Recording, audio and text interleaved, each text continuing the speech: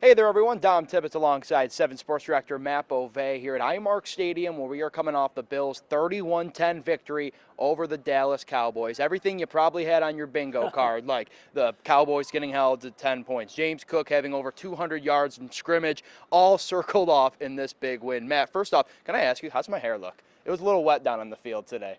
It looks good. All right, good. It looks good. Good. I had a little hair strand coming down. I kind of thought I was going to get the Leo DiCaprio look going here. I'm not ignoring you. I'm just looking. When you said James Cook had over 200 all-purpose yards, I just wanted to make sure you're right. Mm-hmm. Wow, 179 plus 42.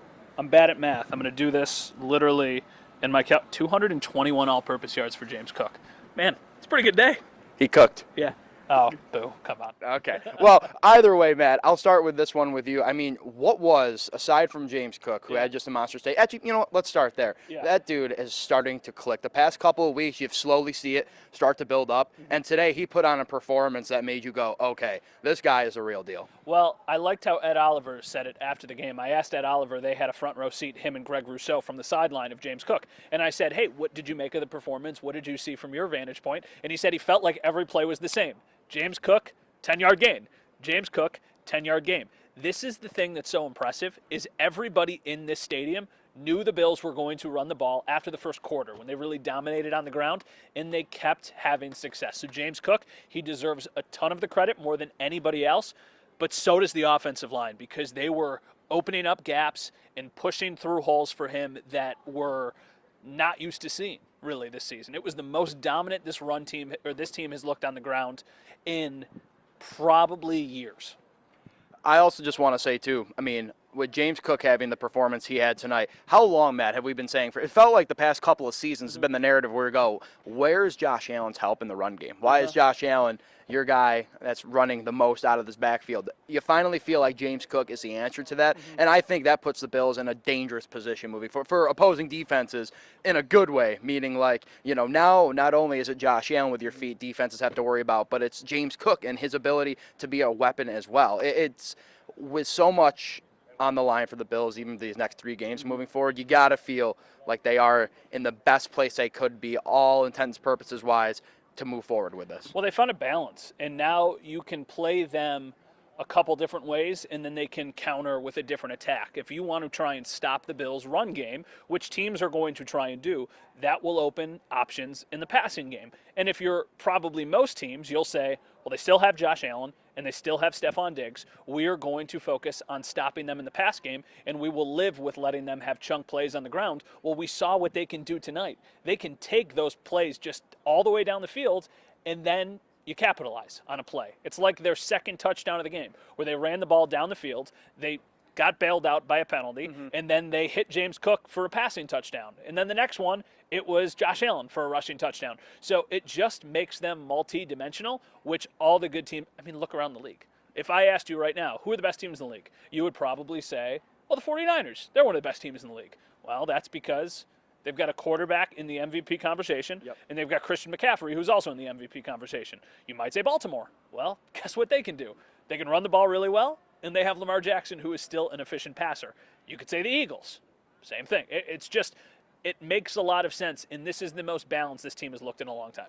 One last thing I want to touch on offensively, and Josh Allen noted this after in his post-game press conference, Matt, was James Cook's performance might overshadow the fact that Stefon Diggs, I think, became, the first Bill to have 4 consecutive 1,000 yards receiving. Yeah. I think the stat was along those lines, too. He had that unreal grab. Stupid. To keep the drive going, to pretty much put, It's wet. It's rainy. To make that catch in these conditions is kind of ridiculous. And if somebody was down in the field, the second half is when the rain was at the heaviest. Yeah. I can't imagine the slightest look upwards, rain was in your eye. All right, other side of the ball, Matt, I'm going to start with Leonard Floyd, because he's got the coolest little thing that his 10th sack gave him today. I'll let you explain that, because I think people are going to be really looking for Leonard Floyd for their Christmas presents this year. So Leonard Floyd now has 10.5 sacks on the season. When he negotiated his contract with the Bills, there must have been some sort of bonus in there that if he surpassed 10 sacks, it was probably 10 or more, he got a $1 million bonus. So Leonard Floyd has been awesome. It's probably a super exciting night for him because, 1, his team won, but 2, he just got another $1 million. And if you're sitting there at home and going, Okay, but these guys make so much money. What's another $1 million? It's $1 million is what it is. You can do a lot of things with $1 million.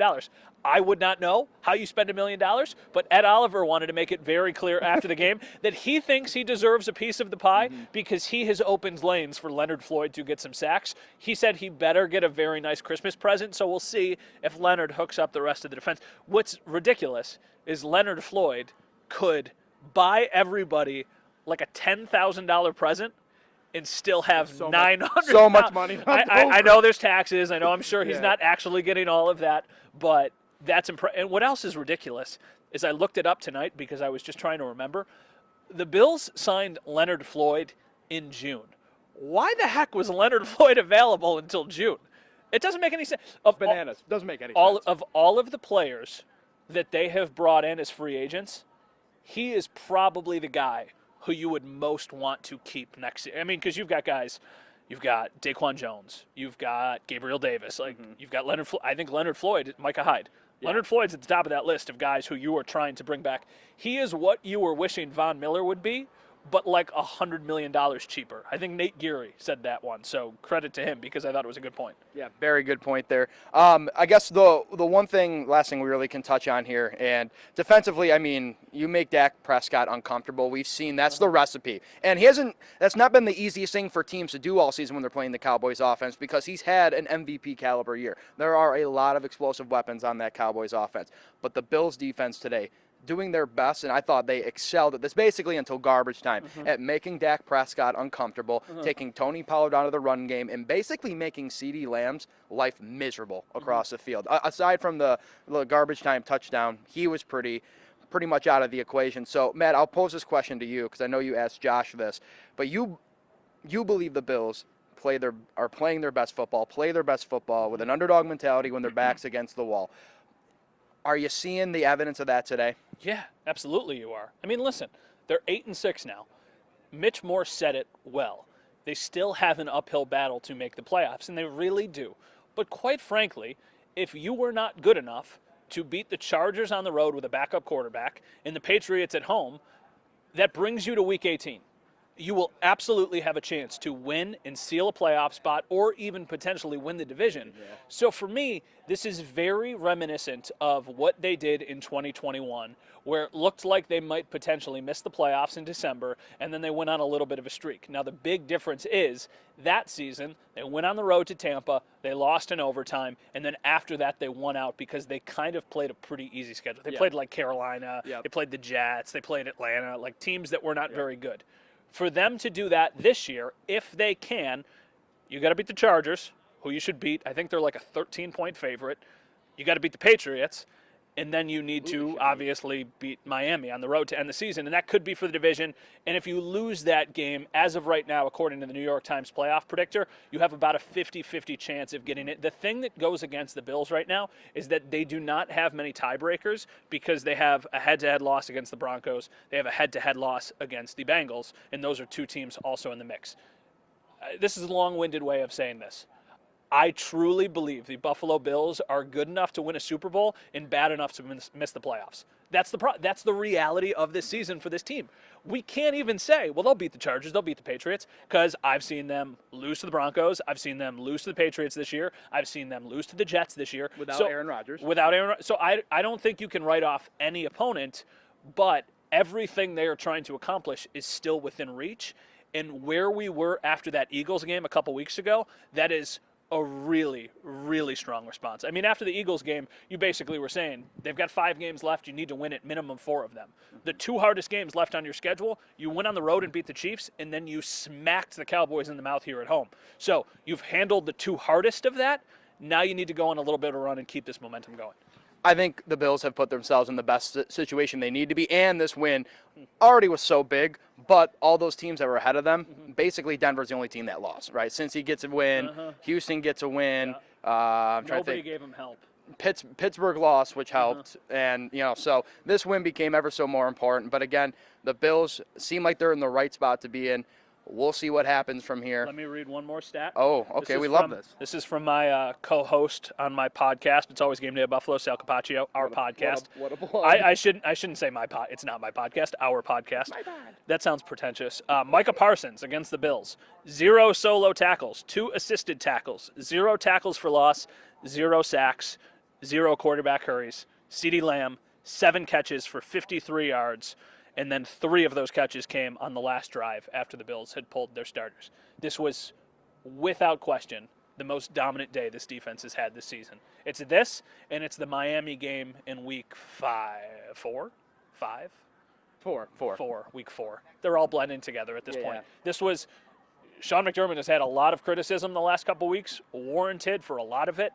This was a statement game. This was like a game that's like, hey, I'm without Matt Milano, I'm without Trey White, I'm without Micah Hyde, I'm without Daquan Jones, and I'm going to hold the guy who most people think is the MVP to 10 points, and 7 of those came in garbage time. And hey, as someone who's down the field too, shout out Bills Mafia for making everything, hectic. Yeah, I think any Cowboy would be like, listen, that's a tough environment to be in, and I think that had a lot to do with it today, along with the weather as well. But I want to give kudos to Bills Mafia. It was loud again. It kind of felt like that Dolphins game in week 4, and that had a lot to do with that too. All right, for Dom, that's Matt Bove. We got it right this time. Remember that Jets game? I called myself you. Yeah, you did do that. I did. Kudos to Dom for shooting this game on the sideline, just like he did in Philadelphia in the pouring rain. Probably a little bit easier to do it when they win, so it'll make the week so much more enjoyable for Bills fans. Now the big one is you got to get through like the holiday season with another win, because you have all these families gathering together, and a lot of these families obviously rooted for Bills. And if they lose to the Chargers, that will probably be a very unhappy table for some people, just immediately going to, like, you know what they always say, like at family parties, at holiday parties, don't talk politics, don't talk that. The Bill, if they lose, don't talk about the Bills when they're losing. So we'll see if they can kind of keep this momentum going. There we go. Well, thank you all for watching. For Matt, I'm Dom. See you next time.